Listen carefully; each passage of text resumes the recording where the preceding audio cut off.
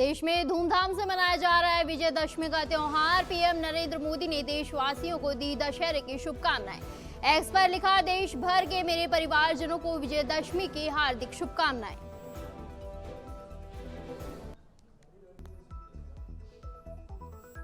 तमिलनाडु में सरकारी बस से टकराई सुमो, 6 लोगों की मौत, 4 घायलों को अस्पताल में कराया गया भर्ती।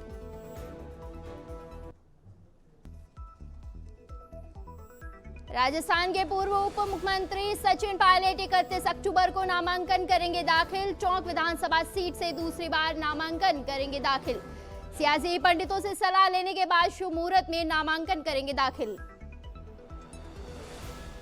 कांग्रेस एसपी में घमासान के बीच दिग्विजय सिंह का बड़ा दावा। बोले, कमलनाथ करना चाहते थे अखिलेश की पार्टी से गठबंधन, लेकिन पता नहीं बातचीत कैसे पटरी से उतर गई।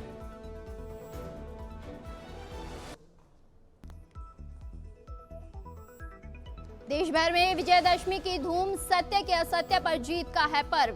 दशहरा के दिन शस्त्र पूजन करने की भी है परंपरा।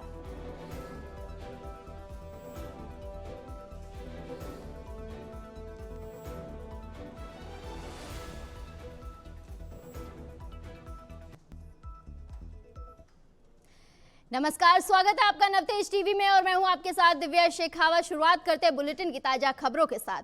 बीकानेर में घट्टू गांव के ग्रामीण ने एसपी को ज्ञापन सौंपा। इस दौरान ग्रामीण राम गोपाल बिश्नोई ने बताया कि हमारे गांव में विवाहिता सुलोचना अपने बेटे के साथ पिहियर जयसिंह देसर मगरा आई हुई थी, जो बीकानेर में कार्य करने वाले किसी लैब टेक्नीशियन के साथ भाग गई है, जिसकी सूचना स्थानीय थाने में दी गई है, लेकिन कोई कार्रवाई नहीं की गई, जिस पर एसपी को ज्ञापन सौंपकर विवाहित और बच्चे को जल्द से जल्द खोजने की मांग की गई।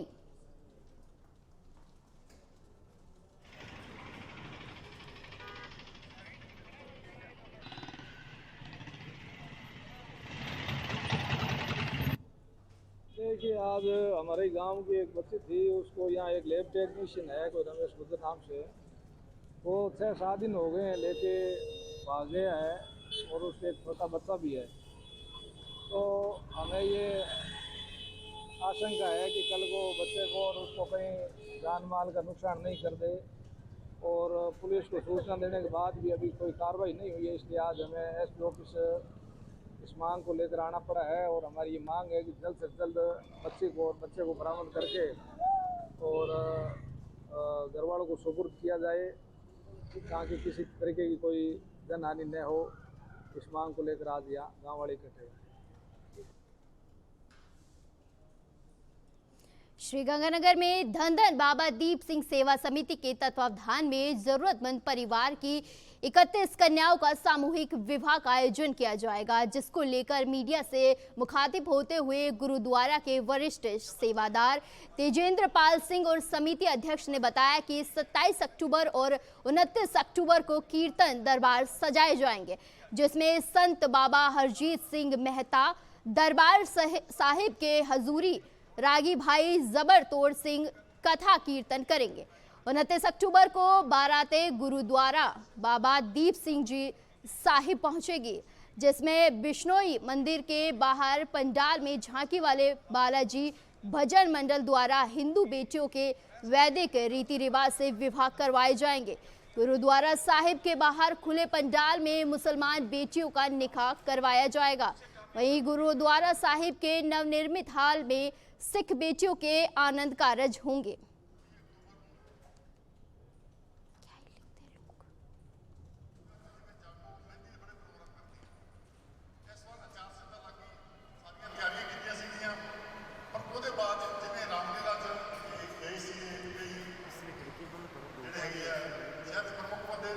प्रशासन ने सख्ती की निर्णय की है, 4 सीटा दे लगना है। असं गल मुख रखिया, ठीक है, जे कमीशन सुनता है कि जे सही गल है उत्थे साथ दो, जे गलत है उत्थे हट लगे भी ठीक है, जिस तरह बोल बोलता है जब आप प्रोग्राम नहीं करेंगे, क्योंकि केस।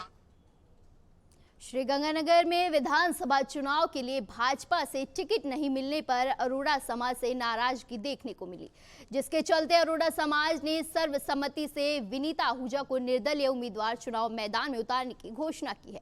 अरोड़ा समाज की कोर कमेटी के अध्यक्ष मनोहर लाल चावला और सदस्य वीरेंद्र राजपाल ने पत्रकारों से बातचीत करते हुए कहा कि अरोड़ा समाज की ओर से विनीता आहूजा निर्दलीय चुनाव लड़ेंगे और पूरा अरोड़ा समाज, पंजाबी समाज इनकी पूरी मदद करेगा।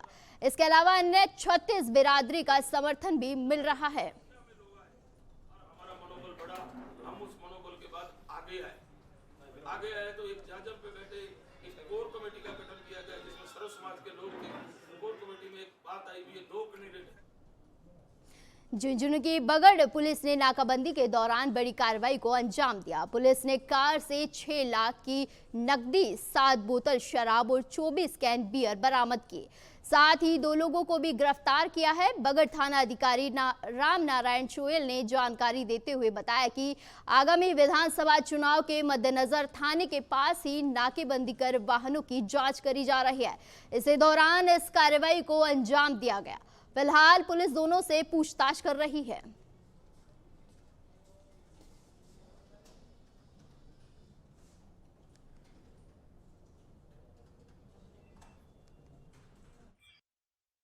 पुलिस थाना बागड़ टीम द्वारा दौरान नाकाबंदी एक HR नंबर की कार से विभिन्न ब्रांड की अंग्रेजी व विदेशी कुल 16 लीटर शराब व अवैध 6 लाख रुपए संदिग्ध हालात में चुनाव के मद्देनजर बरामद करके किया गया। वे एक्साइज एक्ट में मुकदमा दर्ज करके वाहन को जब्त किया गया। वे परिवहन करता 2 मुलजिम महेश यादव निवासी तिजारा अलवर व दीपक यादव निवासी रेवाड़ी हरियाणा को गिरफ्तार किया गया है, जिसके संबंध में अनुसंधान जारी है। आगामी विधानसभा चुनाव के मद्देनजर झुंझुनू के सूरजगढ़ थाना क्षेत्र में पुलिस ने नाकाबंदी के दौरान कार से 8 लाख रुपए की नकदी जब्त की। नकदी कार में रखी एक स्टील की केतली में मिली। केतली में 500 रुपए के नोटों की 16 गड्डियां भी मिली है। बता दें कि चेकिंग के दौरान कार में 3 लोग मौजूद थे। तीनों ही अभी तक पैसों के बारे में कोई संतोषजनक जवाब नहीं दे पाए हैं, जिसको लेकर पुलिस फिलहाल तफ्तीश में जुटी है। एक मिनट अंदर जी, गाड़ी नंबर भी आओ फोटो निकालो गाड़ी कटिएगी।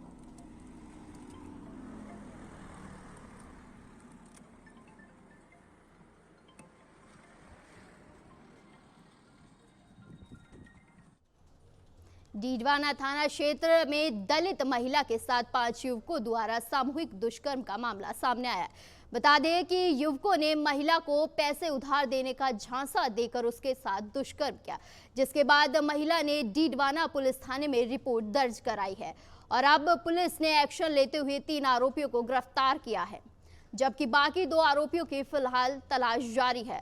पुलिस के मुताबिक यह मामला 22 अगस्त का है।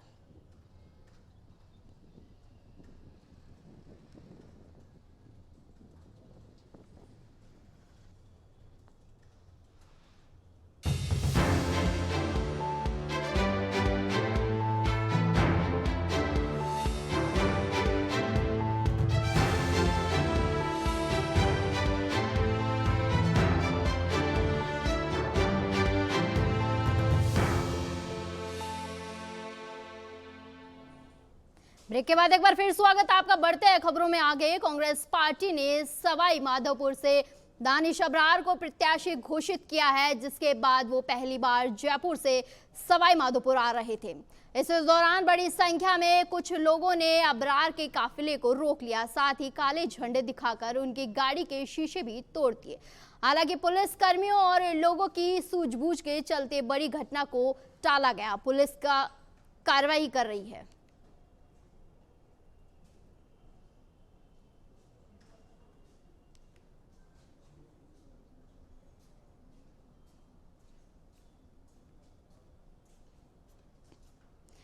सीकर जिले के फतेहपुर विधानसभा चुनाव में ड्यूटी पर तैनात CISF जवान के गाड़ी में बैठते समय राइफल का अचानक ट्रिगर दब गया, जिसके कारण जवान देवीलाल को गोली लग गई। देवीलाल को गोली लगने के बाद घायल अवस्था में अस्पताल पहुंचाया, जहां डॉक्टर्स ने उसे मृत घोषित कर दिया। फिलहाल FST के अधिकारी समेत पुलिस के अधिकारी भी अस्पताल पहुंचे।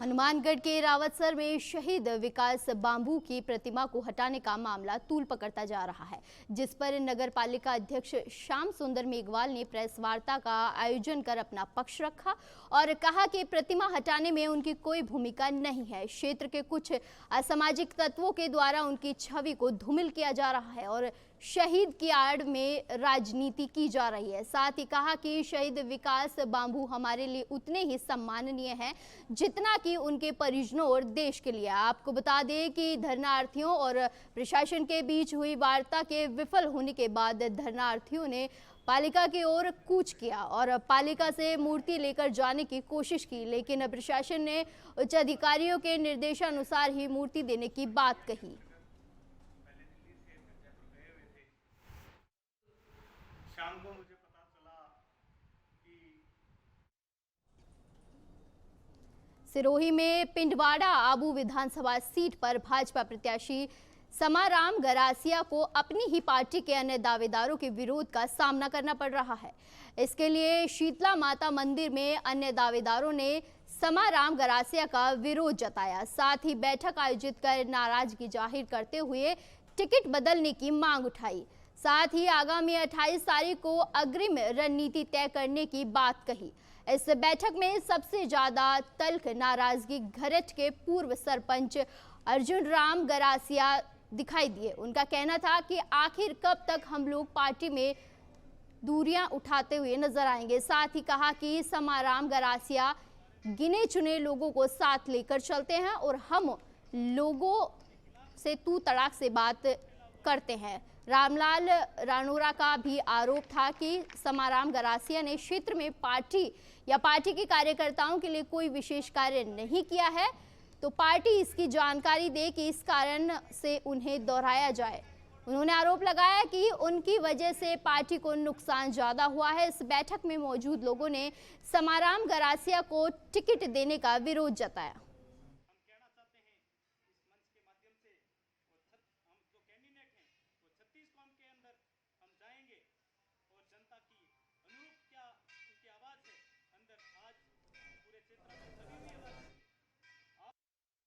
वो जो नाराजगी है ये हम दूर कर लेंगे।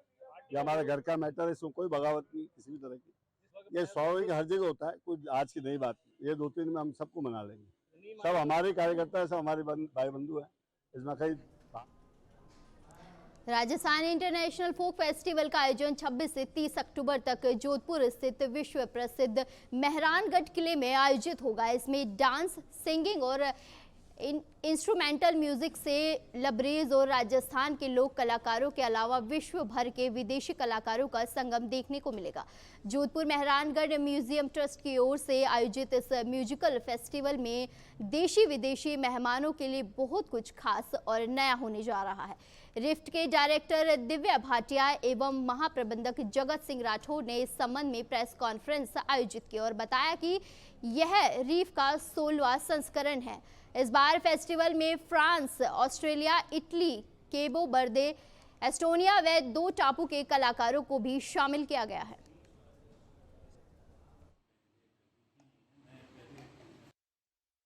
मैं आपको शॉर्ट में बता दीजिए शॉर्ट सर क्या खास रहेगा इस बार?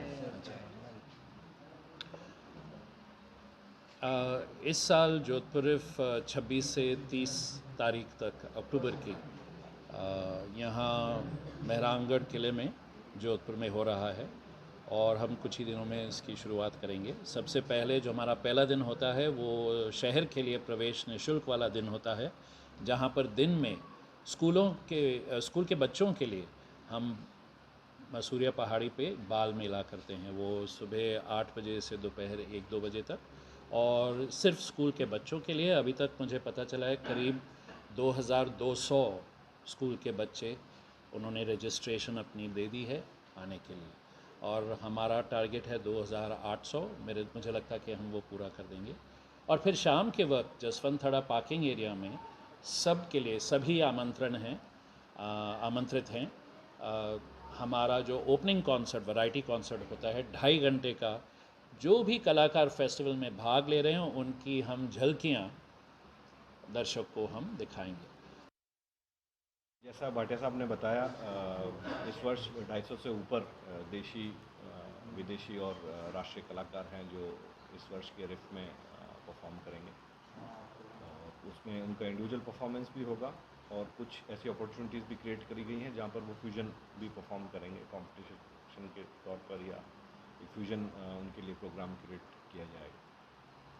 मेरा जोधपुर वासियों से, राजस्थान वासियों से, राष्ट्रीय और अंतर्राष्ट्रीय पर्यटकों से आग्रह यही रहेगा कि ये परफॉर्मेंस आपको कहीं पे वीडियो रिकॉर्ड या देखने को नहीं मिलेगी, लाइव परफॉर्मेंस ही मिलेगी। तो इसका आप आनंद लीजिए, जोधपुर में पधार कर इस फेस्टिवल में पार्टिसिपेट करके, और सिर्फ आप कला का एप्रिसिएशन ही नहीं, आप जो उसका संरक्षण है उसमें भागीदार बनिए। अलवर के खेड़ली कस्बे में जगह जगह विभिन्न मंदिरों में शक्तिपीठों पर नवरात्रि का संपन्न हुआ। इस अवसर पर कन्याओं का पूजन कर भोजन करवाया गया। वहीं रात में भक्तिपूर्ण माहौल में देवी मां के जागरण आयोजित किए गए, जिसमें बच्चों और नामी कलाकारों ने मां की भजनों की प्रस्तुतियां दी।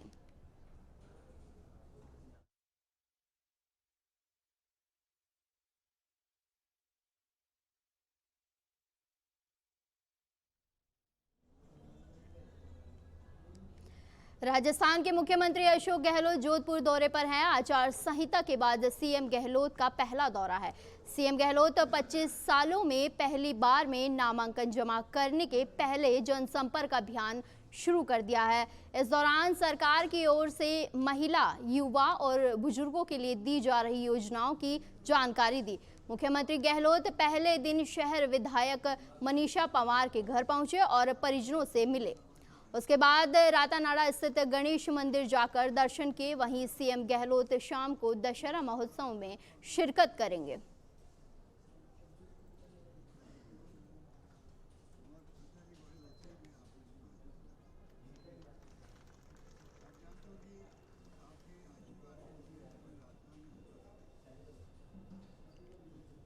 खेड़ली के कठूमर में राष्ट्रीय स्वयंसेवक संघ के स्वयंसेवकों ने दशहरा पथ संचलन निकाला। ये पथ संचलन गांधी पार्क से शुरू हुआ, जो कस्बे के विभिन्न मार्गों तक किया गया। बता दें कि दुकानदारों और कस्बे के लोगों ने पुष्प वर्षा कर भारत माता की जय के नारे लगाए। साथ ही स्वयंसेवकों का मनोबल भी बढ़ा है।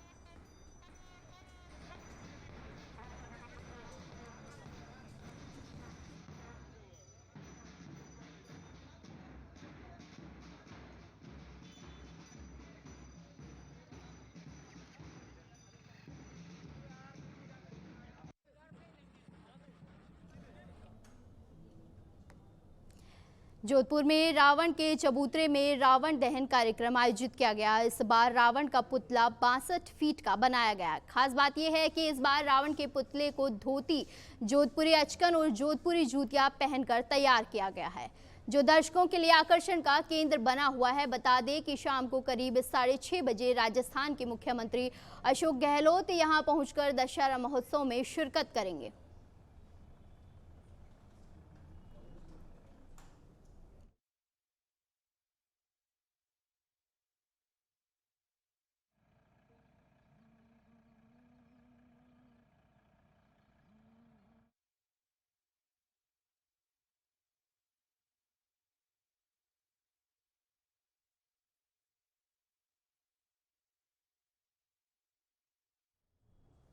चित्तौड़गढ़ में MES hospital and diagnostic centre का शुभारंभ किया गया। इस अवसर पर संस्थान अध्यक्ष गोविंद लाल गदिया ने बताया कि एक साल में ही अभी तक 1100 बच्चों का जन्म इस हॉस्पिटल में हो चुका है। बता दें कि यह hospital general ward, cottage ward, ICU, emergency व अन्य सर्व सुविधा युक्त है। वहीं इस अवसर पर पीसीओएस को लेकर एक सेमिनार का आयोजन भी किया गया, जिसमें स्त्री रोग विशेषज्ञ डॉक्टर प्रतिभा सनाढे भी शामिल हुए। उन्होंने महिलाओं में पीसीओएस बीमारी के लक्षण और इलाज के बारे में जानकारी दी।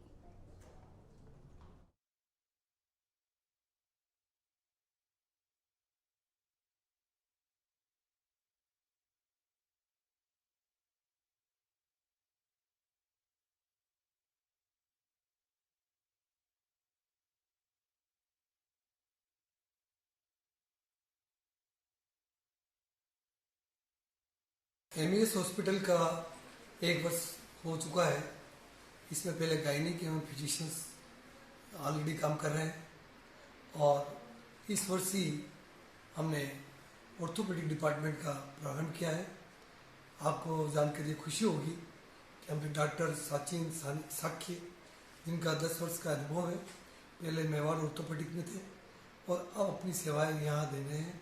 और लेटेस्ट और न्यू मशीन्स जो आज की तकनीकी की है वो सीआर मशीन इन्होंने लगवाई है, जिससे जितने भी ऑर्थोपेडिक संबंधित ऑपरेशंस होते हैं जिनके लिए अहमदाबाद, उदयपुर, जयपुर जाना पड़ता था, वो अब जाने की आवश्यकता नहीं है और कम से कम रियायती रेट पर यहाँ चित्तौड़ और चित्तौड़ क्षेत्र के आसपास के पेशेंट्स के लिए यहाँ सुविधा प्राप्त होगी। PCOS का फुल फॉर्म होता है पॉलीसिस्टिक ओवेरियन सिंड्रोम। ये आजकल की स्कूल गोइंग, कॉलेज गोइंग लड़कियों में आमतौर पर बहुत तेज़ी से बढ़ता जा रहा है। ये एक मेटाबॉलिक सिंड्रोम है जिसके अंदर कई सारी चीज़ें एक साथ हार्मोनल डिस्टर्बेंस होने की वजह से होती हैं। मेनली आजकल की लाइफ स्टाइल और डाइट वगैरह चेंज होने से और बच्चे बहुत ज़्यादा स्ट्रेस में रहते हैं, इसलिए बहुत तेज़ी से बढ़ रहा है लड़कियों के अंदर। इसमें मेनली तो माहवारी की समस्याएं होने लग जाती हैं, कभी देर देर से आती है, कभी जल्दी आने लग जाती है और मोटापा बढ़ने लगता है और चेहरे पे बाल आना, मुहासे होना, तो इन सब चीज़ों से लड़कियां बहुत ज़्यादा परेशान। राजस्थान में लगातार बढ़ रहे अपराध पर भाजपा ने कांग्रेस पर आरोप लगाते हुए कांग्रेस सरकार पर नाकामी का आरोप लगाया है। पहले नेता प्रतिपक्ष राजेंद्र राठौड़, फिर केंद्रीय मंत्री गजेंद्र सिंह शेखावत तथा प्रदेश उपाध्यक्ष मुकेश दाधीच ने पुजारियों पर हत्या पर सरकार को कटघरे में खड़ा किया। हाल ही में बीजेपी शामिल हुई ज्योति मिर्धा ने कांग्रेस पर सनातन से दूर होने का आरोप लगाया है। आइए आपको सुनाते हैं क्या कुछ इन तमाम लोगों ने कहा। तुष्टीकरण के माध्यम से समाज का बंटवारा करने के उद्देश्य से जिस तरह से षड्यंत्र पूर्वक काम किए थे, उनकी हमने बार बार आप सबके सामने चर्चा की थी मित्रों। लेकिन जब कल में दौसा में जो घटना हुई उसके बाद में राजस्थान के लाखों लाखों लोग आज द्रवित हैं, दुखी हैं, उनका हृदय चीख चीख करके रो रहा है। मैं कुछ घटनाओं का जिक्र आपके सामने उसी के क्रम में करना चाहता हूं। कल दौसा में कालाखो में एक पुजारी को उसके घर के बाहर अपराधियों ने पीट पीट करके दर्दनाक तरीके से उसकी हत्या की। हत्या इतनी विभत्स थी और उसे इतनी बुरी तरह मारा गया कि उसकी आंखें निकल करके बाहर सड़क पर गिर गई थी। मित्रों, ये केवल इकलौती घटना नहीं है। इससे पहले भी इस कुराज में 2 दर्जन से ज्यादा पुजारियों को इसी तरह से मौत के घाट में उतारा गया है। अलवर के भरतरी नगर में साधु के सिर पर रॉड मार करके हत्या की गई थी, उसको राजस्थान अभी भूला नहीं है। 20 जुलाई 2022 को हम सबके जानकारी में है कि बाबा विजयदास ने सरकार के आश्वासनों और माननीय मुख्यमंत्री जी के व्यक्तिगत रूप से दिए गए आश्वासन और भरोसे और लिखित में किए गए समझौते के फेल होने के बाद 500 से ज्यादा दिन का अनशन करने के बाद में पेट्रोल डाल करके उनको आग लगाकर आत्महत्या करने को मजबूर होना पड़ा था। नवंबर 2022 में राजसमंद के देवगढ़ में पुजारी को जिंदा जला करके मार दिया गया था। 17 अगस्त 2022 को हनुमानगढ़ जिले में संगरिया में साधु चेतन दास जी की तलवार मार करके हत्या कर दी गई थी। 13 अगस्त 2023 को डीडवाना में संत मोहनदास जी महाराज की हत्या की गई थी। अगस्त 2023 में ही टोंक जिले के डिग्गी में संत सियाराम बाबा की हत्या की गई थी। 2 साल पहले जोधपुर में संत महावीर प्रसाद जी की हत्या की गई थी। जालौर के घुमरिया गांव में 29 नवंबर को बुजुर्ग संत की चाकू घोंप करके हत्या की गई थी। फरवरी 2021 में दौसा के महुआ में शंभू पुजारी जी को जिंदा जला करके मार डाला गया था। जून 2022 में बूंदी में पुजारी विवेकानंद की हत्या की गई थी। अगस्त 2021 में दिव्यांग पुजारी को देवली में दिव्यांग पुजारी की बेरहमी से हत्या की गई थी। राजस्थान में ये जो 12 घटनाएं मैंने आपके सामने रखी है, ये केवल नमूना भर मैं आपके सामने रखना चाहता था कि इस राज्य में किस तरह से, जहां सामान्य व्यक्ति तो सुरक्षित है ही नहीं, लेकिन स उद्देश्य किस तरह से एक धर्म विशेष के लोगों को मनोबल को बढ़ाने के लिए और बहुसंख्यक समाज के मनोबल को गिराने के लिए षड्यंत्र पूर्वक किस तरह से राजस्थान में इन हत्याओं को कारित किया जा रहा है। मुझे लगता है कहीं ना कहीं कांग्रेस पार्टी जो है वो अपने आप को इस सनातन वाला जो होता है उससे अपने आप को दूर रखना चाहती है, और ये बहुत ही दुर्भाग्यपूर्ण बात है कि आज अगर हम देखें दौसा के अंदर जो एक पुजारी की लिंच करके हत्या कर दी गई कि पहले उसको चोट पहुंचाई और उनके कोई दोष भी नहीं था, वो लोगों को शराब पीने से रोकना चाह रहे थे सिर्फ, और उन लोगों ने गुस्सा होकर के और मारपिटाई करी, आंख उनकी बाहर आ गई। आज उनकी, मैंने सुना है कि आज उनकी मृत्यु भी हो गई। ऐसी कुछ घटनाएं पिछले 2-3 महीनों के अंदर नागौर में ऐसी 2 घटनाएं हुई हैं, और भी कई जगह पर इस तरीके की घटनाएं हुई हैं, और इसकी कड़ी निंदा होनी चाहिए। किसी भी सभ्य समाज में कोई पार्टीबाजी को नहीं देखते हुए इसकी हर एक नेता को इसकी निंदा करनी चाहिए और इसके प्रति कड़ी से कड़ी कार्रवाई होनी चाहिए, ताकि आगे इस तरीके की चीजें हमारे सामने ना आए, सभ्य समाज में इनकी कोई जगह नहीं। फिर एक बार राजस्थान में एक बहुत ही निंदनीय घटना घटित हुई है। आप देख रहे हैं कि लगातार पिछले 4.5 वर्षों से राजस्थान में कांग्रेस की सरकार है, और इन 4.5 वर्षों में तुष्टीकरण की राजनीति का जिस प्रकार से राजस्थान में सभी सीमाओं को पार इस कांग्रेस सरकार ने किया, दर्जन भर से अधिक पुजारियों की, साधु संतों की राजस्थान में हत्याएं हुई। अभी कल की ही घटना है कि दौसा में कालोखा गांव के अंदर रामजी लाल पुजारी जी की निर्मम हत्या हुई है। इससे साबित होता है कि कांग्रेस सरकार एक घोर हिंदू विरोधी सरकार है, और ये बार बार कांग्रेस सरकार ये साबित कर रही है, चाहे करौली की पत्थर की या धार्मिक यात्रा पर पत्थरबाजी की घटना हो, कन्हैया की उदयपुर की घटना हो, और दर्जन भर से अधिक मंदिरों के पुजारियों की, साधु संतों की हत्याओं के मामले हों। ये प्रमाणित होता है कि ये कांग्रेस सरकार सनातन हिंदू विरोधी सरकार है, और बार बार इसने ये प्रमाणित कर दिखाया भी है कि जब जयपुर के अंदर एक रोड एक्सीडेंट की घटना में एक समाज विशेष के व्यक्ति को 50 लाख रुपए का मुआवजा सरकार देती है, गो तस्कर की हत्या कहीं दूसरे राज्य में होती है, उसके वहां उसके घर पर जाकर मुख्यमंत्री 25 लाख रुपए मुआवजा देते हैं, जिसके पर आज भी 10 से अधिक मामले गो तस्करी के रजिस्टर्ड हैं। ये तुष्टीकरण की राजनीति की हदों को पार और हिंदू विरोधी गतिविधियों को बढ़ाने की हदों को पार ये कांग्रेस कर रही है। निश्चित रूप से आने वाले समय पर इस कांग्रेस का पतन राजस्थान की जनता करेगी, और कभी भी राजस्थान की जनता इस कांग्रेस को, जो साधु संत सन्यासी पुजारियों की हत्या करती हो, इस कांग्रेस को माफ नहीं करेगी। तो कल दौसा में कालाखो गांव में जिस प्रकार से शराब पीने से रोकने के लिए एक पुजारी जी की निर्मम हत्या की गई, मैं उसकी निंदा करता हूं। इस सरकार में पिछले लगभग 4.5 साल में 20 से ज़्यादा पुजारी और संतों की हत्याएं हुई हैं।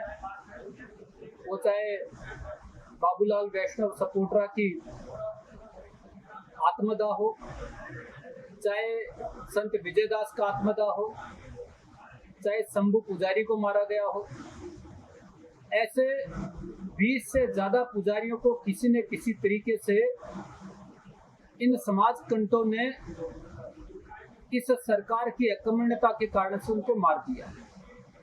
और दुख होता है ये सरकार उस पे कहीं भी कोई एक्शन नहीं लेती। मैं आपके माध्यम से कहना चाहूँगा, मैं इस विषय को लेकर के पार्टी की घोषणा पत्र समिति के चेयरमैन आदरणीय अर्जुन जी मेघवाल से मिलूंगा और उनसे मांग करूंगा कि राजस्थान में बनने वाली भारतीय जनता पार्टी की सरकार में घोषणा पत्र में इस बात को शामिल करें कि पुजारियों के प्रोटेक्शन का बिल इस घोषणा पत्र में शामिल हो, और इस सनातन संस्कृति को बचाने वाले लोगों के साथ किसी प्रकार का कोई अन्याय नहीं हो, इसको हमारी सरकार सुनिश्चित करेगी।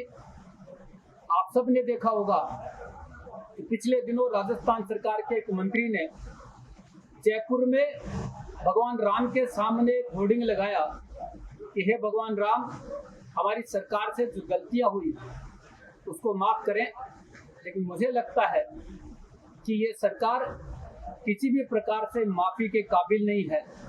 निश्चित रूप से भगवान राम और ये पुजारी की आत्माएं इस सरकार को श्राप देगी और इस सरकार का बेड़ा गर्क होने वाला है। ये सरकार अब विदाई की ओर है। राजस्थान विधानसभा चुनाव 2023 को लेकर अब कांग्रेस और भाजपा दोनों ही पार्टियों ने अपनी अपनी दो लिस्ट जारी कर दी हैं। दोनों ही पार्टी के उम्मीदवार टिकट मिलने के बाद अपने अपने क्षेत्र में आम जनता के बीच पहुंच रहे हैं। आपको बता दें कि कांग्रेस नेता प्रताप सिंह खाचरियावास का मानना है कि इस बार कांग्रेस की वापसी होगी और जनता हमारे साथ है। देखिए, बीजेपी में टकराव हो रहा है आपस में और बीजेपी की हालत बहुत ख़राब है और बीजेपी की हालत ख़राब रहेगी क्योंकि बीजेपी में जो बीजेपी डायलॉगबाजी करती है, बीजेपी के झूठ के जनरेटर नेता कितनी भी डायलॉगबाजी कर ले, बीजेपी के अंदर स्थिति बहुत ख़राब है। आपस में टकराव हो रहा है, बीजेपी की खुद की कानूनी व्यवस्था ख़राब है।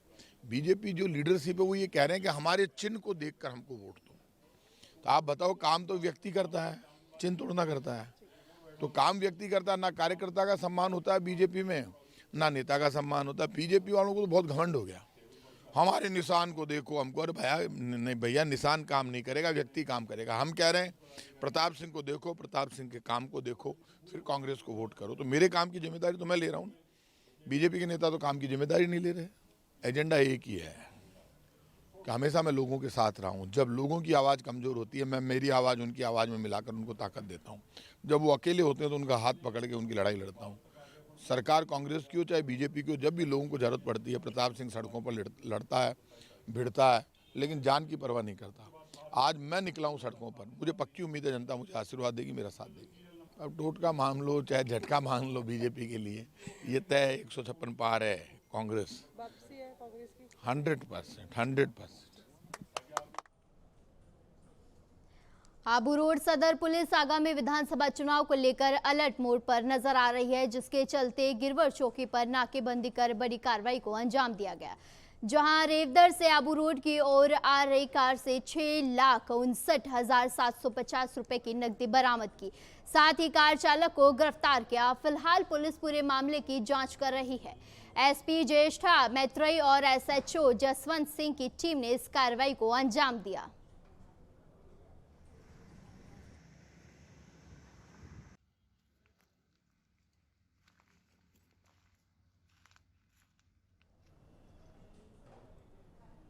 राजस्थान विधानसभा चुनाव को लेकर कांग्रेस की टिकटों की सूची का दौर शुरू हो चुका है। बता दें कि प्रदेश कांग्रेस की नई कोऑर्डिनेंस कमेटी की बैठक पीसीसी बोर्ड रूम में आयोजित की गई। चुनाव के दौरान पार्टी में समन्वय बनाने के लिए कोऑर्डिनेशन कमेटी का गठन किया गया है। कमेटी के अध्यक्ष मोहन प्रकाश को बनाया गया है। वहीं संयोजन के रूप में नीरज डांगी और लक्ष्मण सिंह, सह संयोजक राम सिंह कस्बा को बनाया गया है।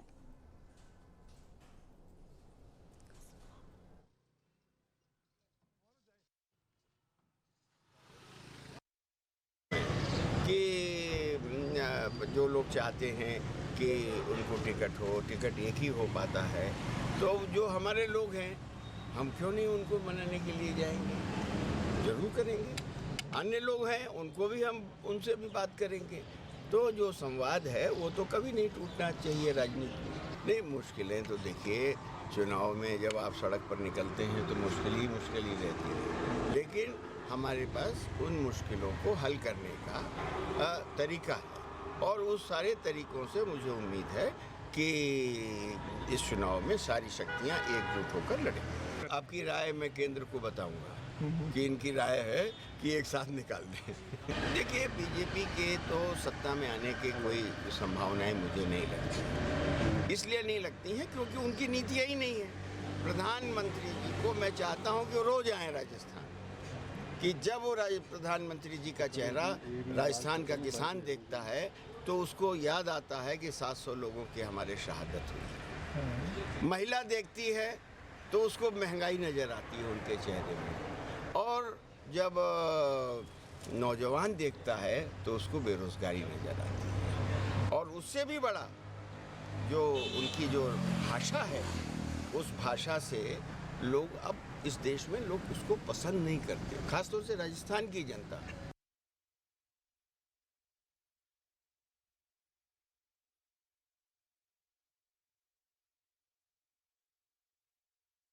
अभी के लिए बुलेटिन में बस इतना ही। जुड़े रहिए नवतेज टीवी के साथ। नमस्कार।